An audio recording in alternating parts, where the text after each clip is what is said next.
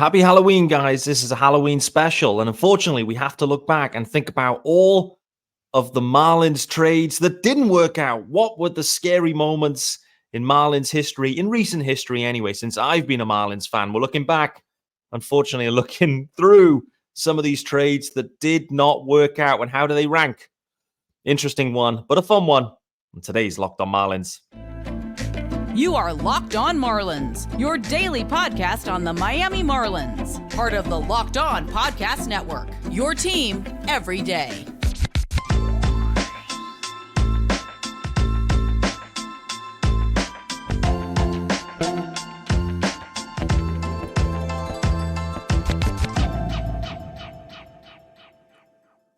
Greetings from England and welcome to Locked on Marlins. This is your daily Marlins podcast. I am your host, Peter Pratt. Hit me up on X, formerly known as Twitter, at Miami Marlins _UK. It's the Tuesday episode, the 31st of October. Happy Halloween, guys. Who's been out trick-or-treating? I know I have. It's late at night. I've already been out. I'm back. Kids are in bed now, thank God. I don't think anyone else is going to be knocking on the door, so it's time for the pod, baby. This is your team every day, of course. Thanks for making Locked on Marlins your first listen of the day. There is a YouTube channel as well, guys. Make sure you hit subscribe right on over then in the YouTube channel. Also, make sure you join in the conversation in the comments section. Drop a comment. Let me know what you're thinking. This one, I think, could garner plenty of comments, plenty of thoughts. I put it out there on Twitter to get the general pulse. What are people feeling? What are people thinking? And the topic of discussion today, considering it's Halloween, what are the worst Marlins trades in recent years? Please note, I only became a Marlins fan or a baseball fan as well from 2016 onwards. So my window, I don't have the ability to go all the way back. It's probably not right to go all the way back. However, it's fair to say that probably Miggy Cabrera will be the one that stands out. I wasn't around at the time following the team to know how it was perceived at the time. So I'm not going to try to do that. I'm going to focus primarily on the trades that have happened since 2016, which effectively covers the rebuild years. There's a few that stand out, obviously, that have not been good. There's plenty others that you could turn to that have been pretty good, particularly in recent years, I would say. But I think, unfortunately, from a Marlins perspective, the rebuild, when they effectively they were just, two starting pitchers away or just a pitcher away, when they were in that phase pre the sale of the team, they built themselves a real nice core, offensive core, obviously, in particular. But unfortunately, with Jose Fernandez's passing, their inability in free agent market, some of the trades, etc., they just didn't have the pitching to do anything really that maybe the offense deserved. Thus, it had to flip the whole of the offense, and that's where a lot of the rebuilds went wonky. It set them back. In reality, this rebuild ended up, setting the club back longer than maybe it should have done if they'd maybe made the right moves. It isn't all about those guys, though. There's a few others. There's a few other trades in more recent memory that I think we have to look at. Equally, some of those rebuild ones, were they actually that bad? Or were they okay? Loads to talk about, guys. Loads of places to start. I think where we have to start, really, just briefly, is on the Yelich trade, because it's the one that most people point to say it's the worst trade the Marlins made. And when I look at that trade, just to remind everyone who was involved in that, Christian Yelich went to the Brewers, coming back the other way. Lewis Brinson, Monte Harrison, Isan Diaz, and Jordan Yamamoto. 4-player package back to the Fish. Christian Yelich, absolutely ascending at that point, was pre-arb, I believe, at that point as well. So multiple years of control. Please note, Christian Yelich at that moment was absolutely not an MVP level caliber player. He became that in Milwaukee. He was not that at that moment in time for the Marlins. But the Marlins moved him. I'm not 100% certain on the backstory around that one. I feel like maybe Yelich just wasn't bought in, maybe, to being part of a rebuild. I don't know. But the Marlins went and made this move. It seemed to happen quickly. And in reality, when you now able to reflect back fully on that trade, because all of those guys are gone from the Marlins now, it has to be seen as the biggest bust out there, because Yelich kicked on and became even better. That's not really the Marlins' fault and wasn't really in the Marlins' control, but maybe did they undervalue their guy? That's the question. Lewis Brinson, Monte Harris, and Isan Diaz, did they overvalue those guys in their assessment of them? I think from Lewis Brinson in particular, it was a tough situation for Lewis Brinson because he was the headline name. He was pushed into action more quickly than maybe he would have wanted to be. He was then basically a pinup boy for the Marlins rebuild. There's a lot of pressure on Brinson. And so and with Brince, there was definitely a replacement level major league outfielder there, no doubt. The glove was fine. The stick, particularly on the kind of short side of the platoon, was fine. It just, it was underwhelming for Brinson. Monte Harrison ended up being an absolute bust, which was a real shame because the personality was amazing and the glove was amazing, but the stick wasn't. Isan Diaz, very interesting career, where at minor league level, AAA in particular, like he was just going bananas. I know at that point the balls were juiced, I believe, in that year. And then obviously we had that great moment with Isan Diaz with his first home run. And his dad pretty much on the commentary, on the call for that one, which was great to see. But yeah, again, Isan Diaz, I felt like there was going to be a real solid Major League Baseball player there. And the COVID year kicked in. He'd had injuries prior to that. The COVID year kicked in. It went wonky for him there. And he just never seemed to be able to kind of find his groove after that point. And basically has kind of like bounced around AAA. But overall, you have to look back and think that probably was the biggest bust, is the biggest bust from a most recent trade perspective. Christian Yelich, for those four dudes, as highly touted those prospects may have been, effectively all of them ended up underwhelming in terms of their projected potential. Lewis Brinson probably mismanaged. Monte probably misevaluated. And Isan Diaz, not 100% clear there. He never had quite the billing of the other guys. Jordan Yamamoto, in some ways, ended up delivering some of the most consistent performances of any of those guys. Before, in the end, he ended up being cannon fodder. I believe one game against the Blue Jays, if I recall correctly, when he was left out to die fundamentally in that game. I think in the 2020 year, and that was pretty much the end of Jordan Yamamoto's Marlins career and pretty much the end of his baseball career. Right? Yamamoto retiring at maybe the age of 25, 26, whatever it might be. So now we got Yelich out the way. Where else should we go? Well, I want to talk about Giancarlo Stanton, because when I became a fan of this team, Giancarlo Stanton was the man. He hit a home run in the only game, my first ever Marlins game, the only game I've ever seen live. Giancarlo hit the home run. I was just like, this is the guy, and this is the team for me. Stanton, let's not forget, he was traded off the back of his MVP campaign. He hit 59 home runs that year in a Marlins team that was not good. But Giancarlo Stanton was the story. He won MVP. What did the Marlins get back for him? They got back Starlin Castro. They also got back a couple of prospects in George Guzman and Jose Devers. So, on this trade particularly, I think a lot of people have the view that they understood why it was a money dump, etc., etc. It's fine. I think we've all acknowledged and agreed that situation. But fundamentally, Starlin Castro was nothing.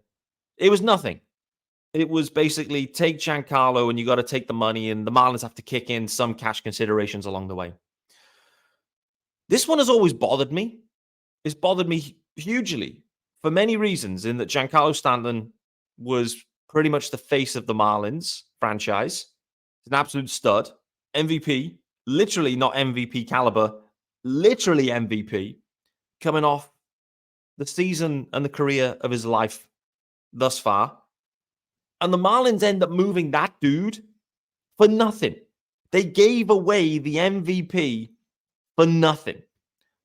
And, I know the money comes into it. But when you sit back and reflect on that situation, the Marlins at that time were fleeced, in my opinion. It was a huge bust of a deal. It's just shocking to trade the MVP. Just imagine, and I know that it's not quite the same, but let's just say the Braves traded Ronald Acuna right now for nothing because they didn't want to pay the rest of his deal for however long. And I know it's not quite the same, guys. It's probably not a great comparison with Ronald Acuna Jr. and Giancarlo Stanton. But to be honest with you, thought that return at the time was worse than the Yelich return. I was super unhappy with that deal. I still am now, to be honest. Stanton has, he's dealt with injuries. And for a guy that is so muscular, seems to look after himself so well, finds ways to get hurt and struggles to keep on the field. And his production level has dropped from that MVP caliber season. He still owed plenty of dough. The funny thing is in baseball, though, right? That contract, when you start to layer in the growth of the game, the inflationary numbers, etc., like the market starts to catch up with a Giancarlo Stanton deal that looks sizable at the time. But the contracts start to catch up. And all of a sudden, like Stanton's deal doesn't look too bad. Like it's less than 30 mil a year. And you think, okay, that's kind of the going rate for these guys that are, hitting 35, 40, 50 home runs a year.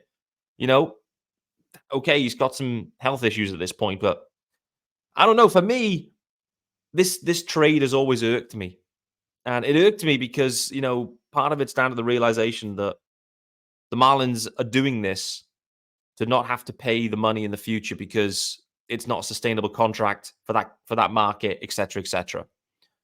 Whether that's true or not, we will never know. Gut feel is that is true. And it'll be a big number. Paying Giancarlo 30, 35 million when your total payroll is circa 100. It's a big commitment. And I think, that was the motivation, clearly. But even so, I look back and I think, man, the Marlins, they left some on the table there. They left some value on the table. Basically getting nothing back in terms of player return, in my opinion anyway. And it looked like that way immediately. And it's played out that way since. They got nothing back for the MVP. It's in some ways a disgraceful trade. You can look at it through the lens of finance. That's fine. And I understand that. But from a pure baseball perspective, this is right up there for me in terms of absolute bust trades. One of the worst trades I think there has been in the history of baseball. How about that? That Stanton trade is one of the worst trades in the history of baseball. You trade the MVP for scraps. And really, that's a bad indicator of baseball generally. Baseball's broken if that's what's happening. But it is happening, and it was happening because of the financial constraints the Marlins were facing into. This episode, guys, is brought to you by our good friends over at FanDuel. And guys, score early this NFL season with FanDuel, America's number one sportsbook. Right now, new customers get $150 in bonus bets with any winning $5 moneyline bet. That's $150 if your team wins. If you've been thinking about joining FanDuel, there's no better time to get in on the action. The app is so easy to use. It has a wide range of betting options, including all of the favorites, and they are spreads, player props, over-unders, and more. They've got it all. So visit FanDuel.com/lockedon. Kick off the NFL season. FanDuel, official partner of the NFL. All right, guys, you are back here with me on Halloween, Tuesday, the 31st of October, and we are looking at some of the scariest Marlins trades in recent years from 2016 onwards. Many see Christian Yelich's deal and trade as the worst. I actually think that in some ways, Giancarlo Stanton's was the worst. He was an MVP and was traded for scraps on purpose because they didn't want to pay him. As a Marlins fan, trust me, that was very disappointing at the time. Yelich was not at that level. A few of those guys were, highly projectable at that time. Could Stanton's have been worse than Yelich? In hindsight and because of the money, no. But I think there's a case to be made. I think we don't look at the detail with Stanton's trade too closely. We don't look at the player return. We know the money's moved, and so we're happy with that. Maybe that's okay. But for me, as a fan of the team and the players on the out there on the field playing, that was a huge L, in my opinion. Let's talk about one of the most polarizing ones that I think and is still yet to be finalized and is still yet to fully play out. But Jazz Chisholm Jr. for Zach Gallen. Spoke about it earlier this week, talking about how this trade is still not yet done. Obviously, Zach Gallen right now in the World Series with the Diamondbacks. Thus, and actually just kind of looking at WAR year to date, career to date, Zach Gallen right now, he's a 17 WAR dude for B WAR for those guys that are interested in that. Jazz Chisholm Jr., let me just call this out. 6 WAR career with the Marlins. He has a career 103 OPS plus. I have to be honest, I thought it would be closer between those two guys, but it isn't. Gallen, 17 WAR. Jazz Chisholm Jr., 6 WAR. Fundamentally, Jazz, slightly above average hitter in his career thus far. He's been injured a bunch. I mean, as you look at things right now, this looks to be a Marlins L. I did say, though, there's still room in this one. And looking ahead to 24, there's a chance that Jazz Chisholm Jr. has a career year. Who knows what happens with pitching, but we've seen it with a lot of pitchers this year. We've seen it with Sandy. Anything can happen with any pitcher at any moment, and they miss a year. So this, I guess, WAR comparison, if that's how we want to look at it, it could get real close real quick, or it couldn't. I don't know. There's still water to go under the bridge here. There was effectively a prospect swap. Both of them have been above average guys. So for me, it remains win-win. It remains win-win. They're already saying I think Jazz Chisholm Jr. will have a career year in 24. I don't know what Zach Gallen will have, but I think the gap will be narrowed at the back end of 24. There's still a couple more years of arbitration for Jazz in that time. And who knows, an extension to come as well, potentially. Still plenty of water.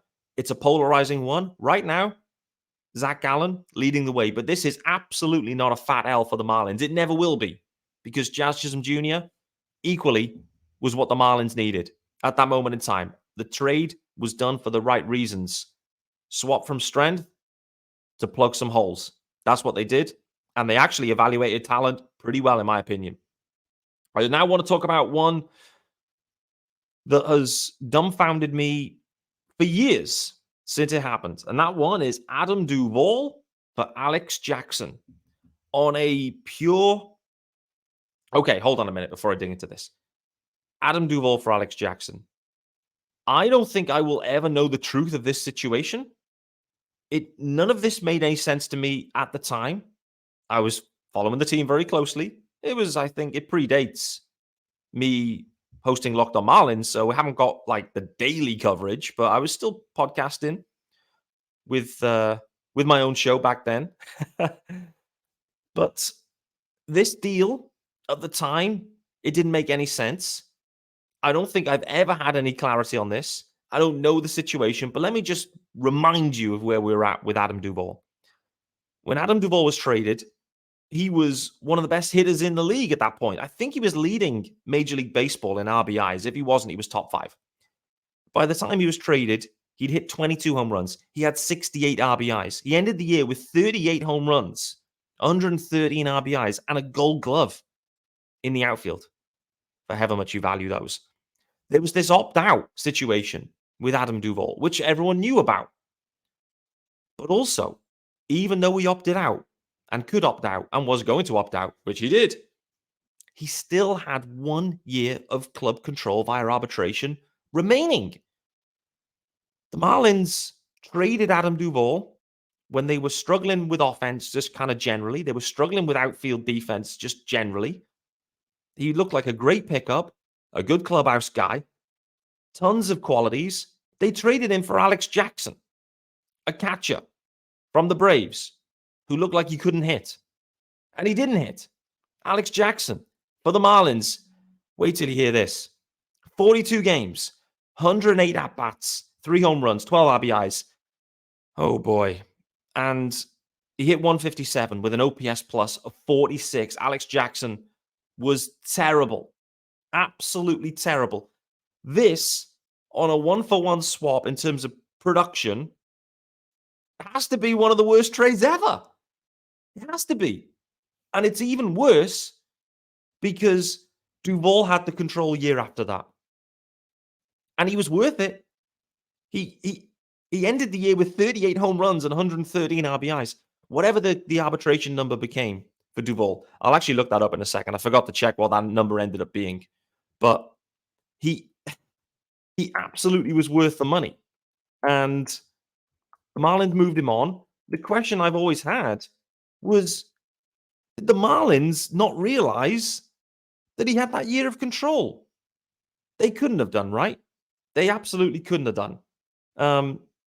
Let's have a look. Arbitration. He ended up with a $9.275 million final arbitration year, Adam Duvall. Coming off that season. Was he a $10 million player? Absolutely he was. The Marlins went and paid $12 million for Avi Garcia. He's never had a season like Adam Duvall. Doesn't play that level of defense. This was a deal that never made sense. They never got any value back, and they missed future value by moving Adam Duvall when he still had that control at relatively a decent level of expense. I don't know what went on with that one. I don't think I'll ever know the truth on that one because I haven't heard the truth yet. I think the only thing I could ever think of that we spoke about on Fish Across the Pond with the guys, Sean Barrett included, was that the Marlins missed it. They didn't realize. But I find that hard to believe. But maybe that's what happened. All right, guys, we have to talk about the final trade. I mean, there's so many. Actually, when I actually really dig into this, there's so many we could have got into. What I haven't done is gone into the Marcell Ozuna trade. And really, for that one, it's one of the best trades of all time. Because not only does Sandy come from it, but so does Zach Gallen. Boy, oh boy. Cardinals got absolutely fleeced in that one.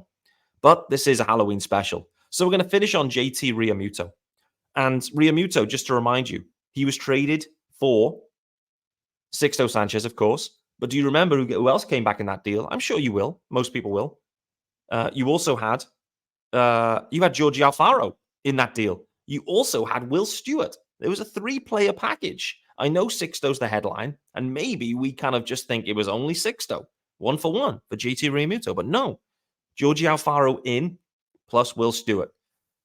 So JT Realmuto at the time, he was the best catcher in baseball.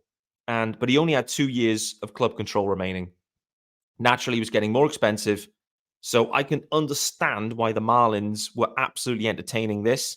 They were still in the midst of their rebuild, and it wasn't showing signs of the window opening anytime soon because, well, they botched some of the other stuff they'd done prior to that. So Realmuto, with 2 years of control, it was a great time to trade him. They acquired Georgie Alfaro in that, which was basically, in some sense, a direct replacement opportunity. Different types of tools, but Alfaro was absolutely, he's always had the tools. They needed a bit of polish, a bit of refinement.